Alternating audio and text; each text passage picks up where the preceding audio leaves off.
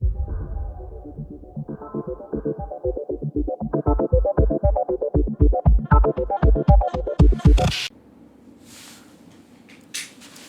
it's me again. I'm back with another video, and today I'm going to be talking about my experience with aphantasia.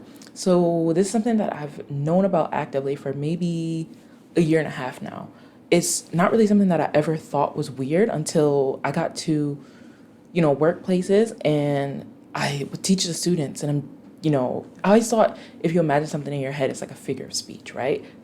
And it's kind of weird because I was doing a lecture with my students. It wasn't really a lecture, it was just a lesson. I was doing a lesson with my students, and there was a think piece activity where they were supposed to brainstorm and imagine some things and list down something that they could see based on the prompt. And I was just like, oh, you can just put down whatever because, just use words that you know. And then, the students, they pointed out, like, no, teacher, I can see the thing. I think it was asking them to view a banquet or something, and all the students were able to do it. So at that moment, I stopped and I'm just like, wait, people can actually see in their head. So I went home after this and I started looking up, like, I can't imagine things. Is that normal? Da da da. And then aphantasia popped up, and apparently it's like a pretty new thing. It hasn't been around for that long.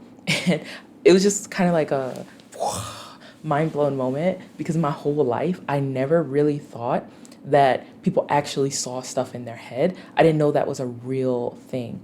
But my whole life, I've loved fantasy, I've loved reading, and most novels, you guys probably know this, don't have pictures in them. So basically, this video, I want to talk about how I process things for people who don't have aphantasia or have like a really good visual processing ability where they can really just 3D imagine something in their head. For me, I don't have that ability. If I close my eyes and I want to picture something, I just see black. And it's been like that my whole life. So my way of thinking, I guess, is abnormal because not that many people have aphantasia.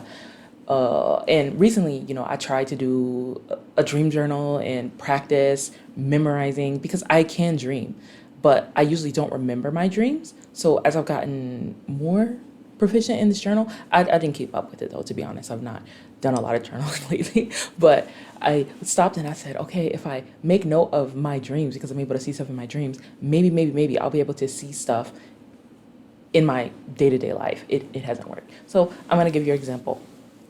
My childhood was spent mostly escapism because I was in the advanced track course. I was also in a dual language course. So a lot of stuff I tested out of, and I could finish my work for the day really quickly. So pretty much most of my elementary school day was spent at the library, and I would just read the YA books. How do I say this? So I'll pick up the book, and one of the books that I really, really remember, something that had like a profound imprint on me, was the City of series, the Unearthly series. Pure was really good. That was something that a middle school teacher recommended to me.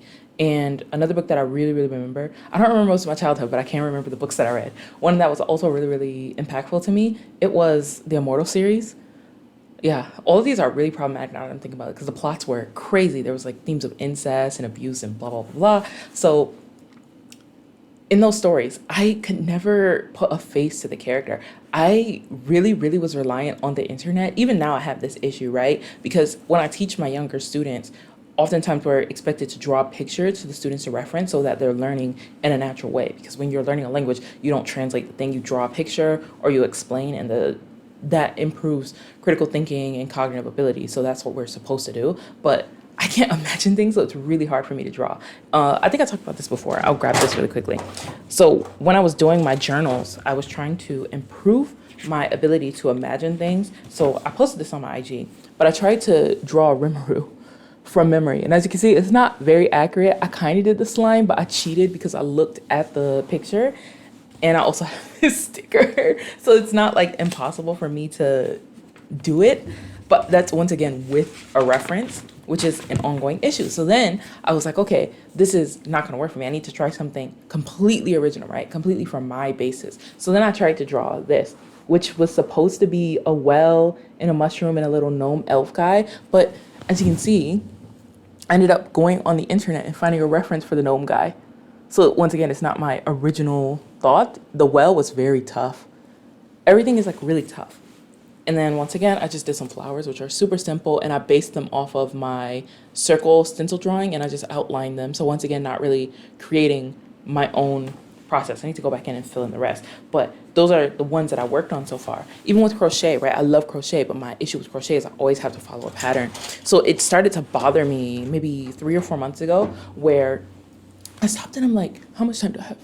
Okay, I stopped and I thought, man, I'm weird. I really can't imagine anything. I can't visualize anything. I can't come up with anything. Everything has to be based off a reference or amalgamation of other people's ideas. And I feel that's not really considered creative. So it bothered me so much. But if I want to create my own story, I have no problem with that. But the way that I interact with words is different than other people. Because if someone gives me a word, I just think of the word. Like in my head, I just say the word again with my internal voice, which is like funny because my internal voice doesn't sound like me. It sounds like a serial smoker, like a chain smoker. So the voice inside my head is like very scratchy and like low. So that's also something that's really weird. Oh no, I can't the camera. So as I've gotten older, and especially recently, it bothered me because I really, really, really wanted to be able to have that ability to just come up with something, create something, and not have to reference.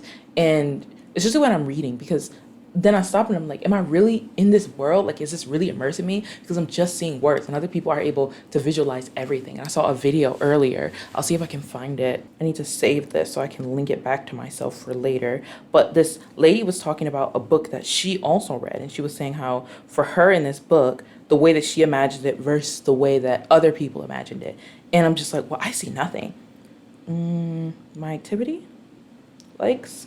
One thing that scares me when I see fan art that other people have made for the books that I'm reading is like, does my brain work? This is Throne of Glass. Because this is what was going on in my head. Like, welcome to Throne of Glass. There's apparently a scale for how people process images in their head while they're reading, and I'm like just above gray stick figure apple, like maybe red apple. I would love to know how the people feel over here.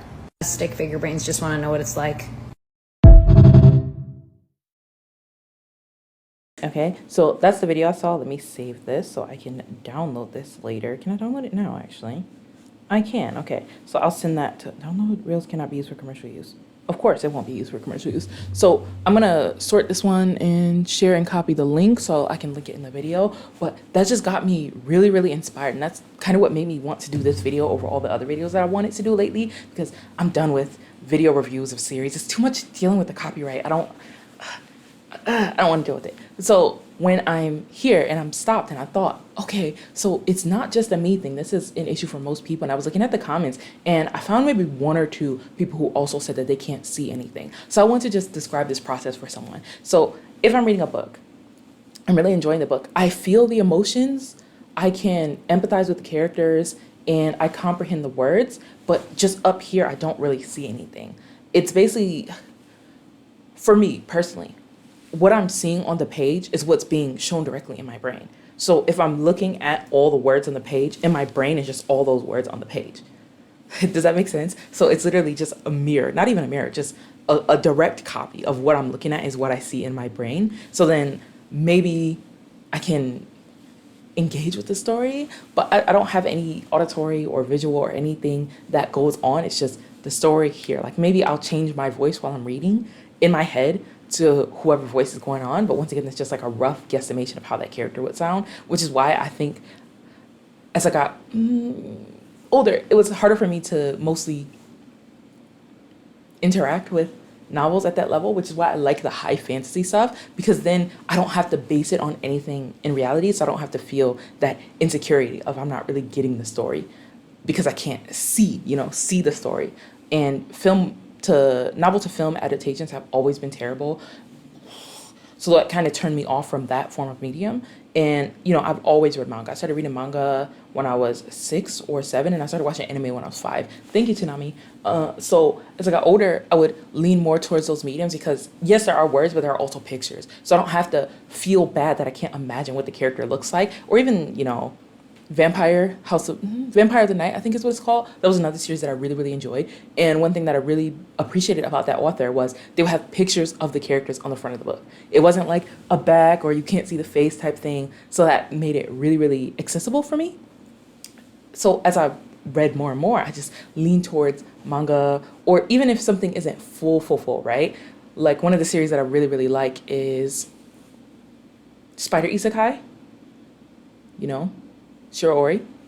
And the reason why I like it is they did 1 season of the anime. They did several novels, of the manga, and then the rest is just the book. So since the whole thing doesn't have that, I can just, this is so bad, but I will put up the picture of the characters as I'm reading, or I'll have like the wiki, the fan wiki open to switch tabs to see the character models. And that really, really helps me, because then I'm like, oh, it's this person talking, or I know what this person's voice sounds like because I heard them in the anime, or I can see what they look like because I see them on the manga. So I feel like that's why those light novels speak more to me, because I can see the characters. Even Tensura, I really, really like it because in the light novels they have the sketches, especially every time there's a level up or a curve increase or a difficulty increase or the state of the world changes, they give you like a full character update profile where it's like, this is how strong they are now, this is what happened recently, blah, blah, blah.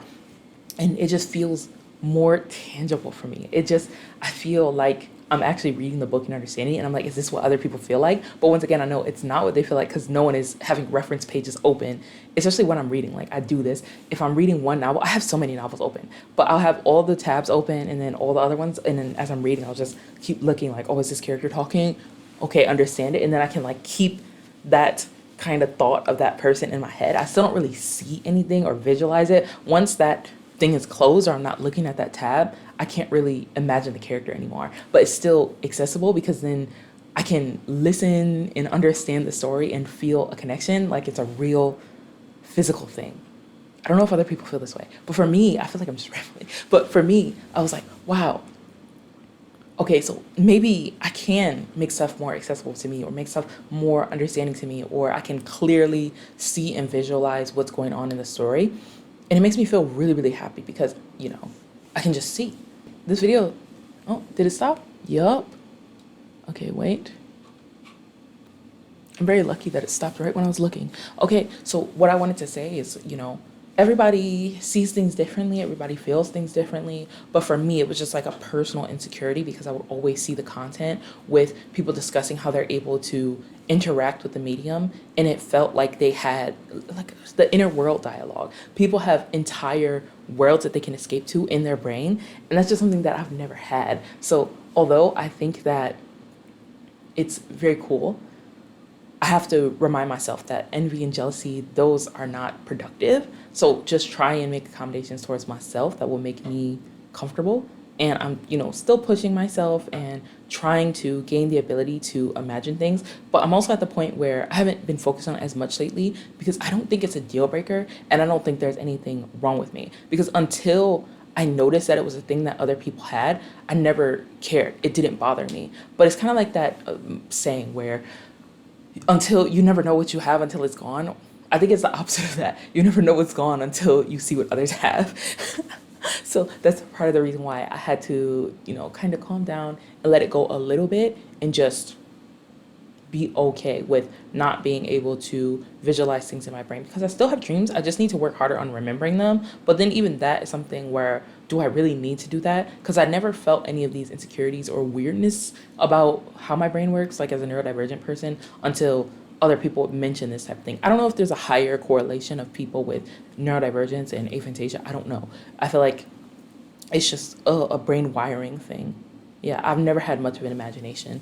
Even as a kid, I would, pretend with my friends, but I would never see the type of stuff that they would be doing. Like, yeah, I would always base my experience or my imagination off of stuff that I had already seen and try and reenact that, but I never really had that visual thing happen up here. So, yeah, that's all I really wanted to say about that. And I'm going to keep this video short because I don't want a crazy long video after what I've been doing. I still have maybe 20 more topics that I'm going to work through for video ideas, and they're going to get progressively less serious and then a little bit more serious. I want to bang out like the more casual videos and just me yapping, because with that last video, it made me realize I really don't like reading scripts.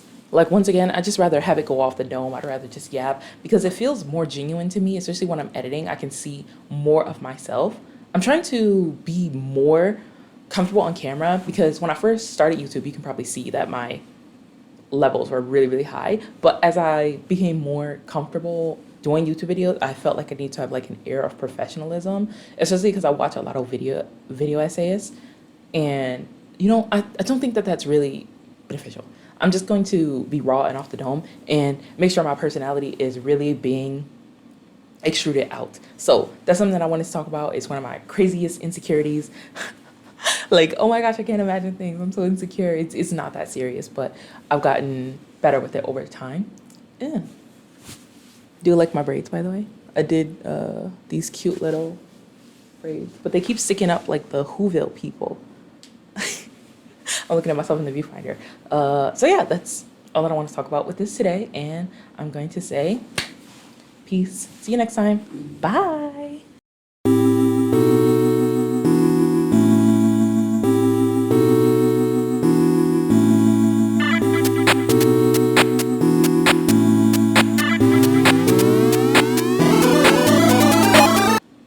But yeah, that's pretty much everything that I'm going to say about this. How long is this? Oh, we're going on for 11. Okay.